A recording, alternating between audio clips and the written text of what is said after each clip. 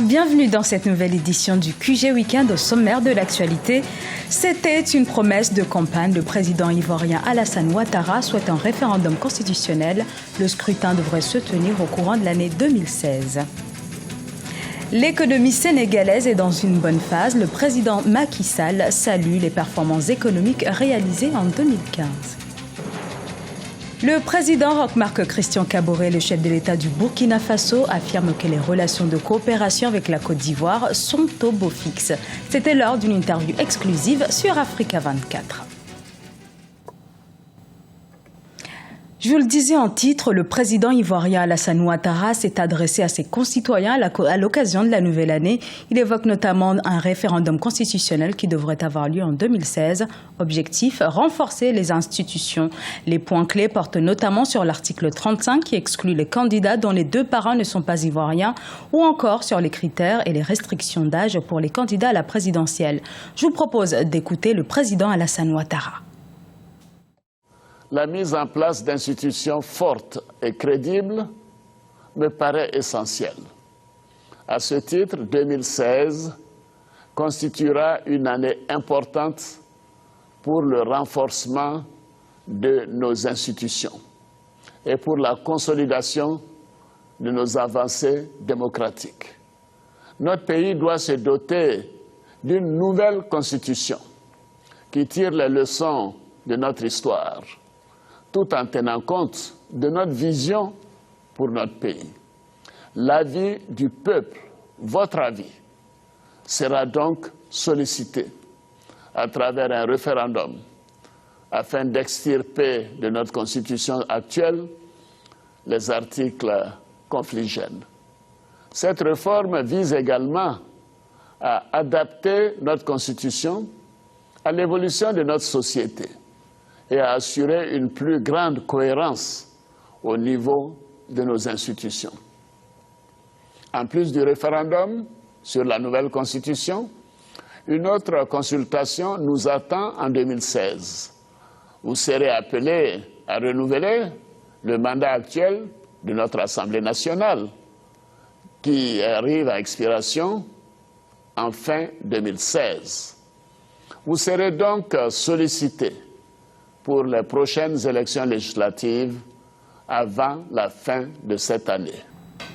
Discours de fin d'année toujours, le chef de l'État sénégalais Macky Sall a tenu à saluer les performances économiques de son pays. En effet, le Sénégal a terminé l'année avec un taux de croissance économique prévisionnel de 6,4% et par ailleurs, le budget national a dépassé pour la toute première fois le seuil des 3 000 milliards de francs CFA. Olivia Hérédobré.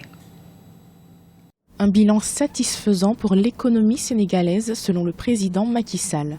Le chef de l'État sénégalais s'est adressé à ses compatriotes ce jeudi 31 décembre 2015. Dans son discours à la nation, il s'est félicité des bons résultats en matière de croissance, de maîtrise de l'inflation et du déficit public pour l'année 2015. Les bonnes performances de notre économie se consolident. En effet, les prévisions en fin 2015 situe notre taux de croissance économique à 6,4%. Au-delà d'une pluviométrie favorable, cette dynamique positive résulte aussi des efforts de mise en œuvre des projets et réformes phares du PSE. Assurément, nous sommes sur la bonne voie pour atteindre l'objectif moyen de 7% de taux de croissance annuel fixé dans le plan Sénégal émergent. Dans le même élan, et pour la première fois, notre budget national a dépassé le seuil des 3 000 milliards et sera essentiellement financé sur ressources propres. Mieux que les années précédentes, la campagne agricole a donné d'excellents résultats. Rendons grâce à Dieu pour le bon hivernage. Nos efforts de modernisation de l'agriculture ont largement porté leurs fruits. Pour le président sénégalais, l'éducation et la formation resteront des priorités pour le Sénégal en 2016. Dans une société du savoir et du savoir-faire, je reste en effet convaincu que l'éducation et la formation de qualité conditionnent le progrès des nations. Aucun investissement n'est de trop pour réaliser une école pour tous, une école de qualité, une école viable, stable et pacifiée. C'est dans cet esprit que le gouvernement a procédé à la validation aux 2/3 des années de contractualisation et de vacation des corps émergents. Le président a également mis l'accent sur la consolidation des acquis démocratiques au Sénégal, notamment par les 15 propositions de réforme qu'il entend apporter grâce au projet de révision constitutionnelle. Des propositions qui feront sans doute l'objet de débats dans le courant de l'année 2016. Et le budget était donc bien de 3 000 milliards de francs CFA. Dans une interview exclusive accordée à Africa 24, le président du Burkina Faso, Roch Marc Christian Kaboré, évoque les relations entre son pays et la Côte d'Ivoire. En effet, les deux États sont liés, notamment sur le plan économique et financier, qui s'inscrit dans le cadre du traité d'amitié et de coopération signé en 2009. Les échanges commerciaux entre les deux pays s'élèvent aujourd'hui à plusieurs centaines de millions d'euros. La diplomatie a également été évoquée avec notamment l'affaire Blaise Compaoré. La justice burkinabé demande son extradition pour l'entendre sur l'assassinat du président Thomas Sankara. Gradiela Tchakounte. Si certains craignaient une crispation des relations entre la Côte d'Ivoire et le Burkina Faso, le nouveau président Roch Marc Christian Kaboré rassure, il n'en est rien. Dans une interview accordée à Africa 24 le 30 décembre 2015, le nouvel homme fort du pays des hommes intègres s'est exprimé sur la question. Avec la Côte d'Ivoire, pays frère, les relations sont au beau fixe. Nous avons une obligation de relation entre la Côte d'Ivoire et le Burkina Faso. Nous avons 4 millions de Burkinabés qui vivent quand même en Côte d'Ivoire. Et de ce point de vue-là, pour l'instant, nous sommes dans des phases de discussion. Pour le moment, en tout cas, il n'y a aucun problème qui se pose. Il se posera plus tard peut-être, mais pour le moment, non. Autre question sensible, l'affaire des présumées écoutes téléphoniques entre Guillaume Soro, président de l'Assemblée nationale ivoirienne, et Djibril Bassolé, ancien ministre sous Blaise Compaoré. Une affaire au cœur de l'actualité, mais sur laquelle le président burkinabé ne souhaite pas prendre parti. Pour le président Roch Marc Christian Kaboré, il appartient à la justice de faire son travail. Même position quant à la possible implication de l'ancien président Blaise Compaoré dans la tentative de coup d'État de l'ex-régiment de sécurité présidentielle le 16 septembre 2015. Je considère que toutes ces questions, que ce soit celui du putsch, que ce soit celui des écoutes, toutes ces questions appartiennent à la justice militaire qui travaille sur ce dossier. Je l'ai déjà dit, nous attendons de voir la conclusion de la justice militaire. Et je l'ai dit et répété que s'il s'avérait que véritablement ces écoutes étaient authentifiées, je crois que de la part du président de l'Assemblée nationale de Côte d'Ivoire, ce serait une attitude, comme j'ai dit, inamicale. Rien de ce qui se passe au Burkina Faso ne semble donc étranger à la Côte d'Ivoire et vice-versa. Si historiquement les relations bilatérales ont connu des hauts et des bas, tout semble aujourd'hui indiquer que le nouveau président Roch Marc Christian Kaboré ne manquera pas de renforcer les liens d'amitié et de coopération avec son voisin ivoirien, auquel son destin demeure, selon lui, indissociablement lié.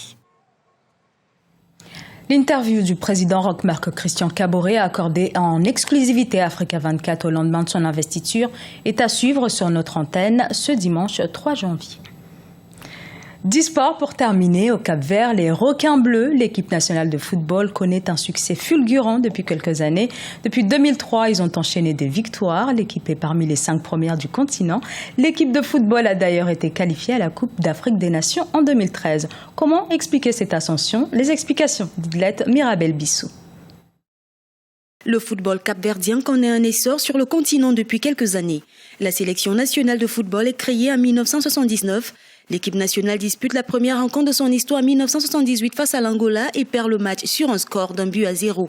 À la suite de l'affiliation de la fédération à la Confédération africaine et à la FIFA en 1982, la sélection s'engage pour la première fois dans les éliminatoires d'une Coupe d'Afrique des Nations en 1992 et dispute ses premières qualifications à la phase finale de la Coupe du Monde en 2003. Selon certains analystes, la bonne organisation de la fédération aurait permis au football capverdien d'avoir de bons résultats.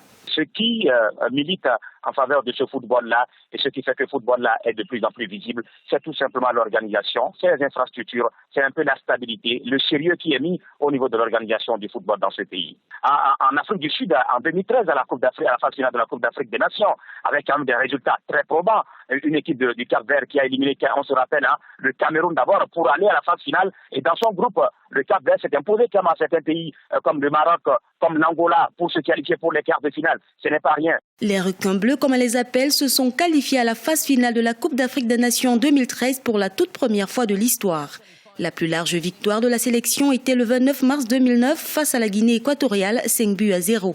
La plus lourde défaite encaissée par les Cap-Verdiens, c'était face au Sénégal le 12 décembre 1981 où ils ont été battus 5-1.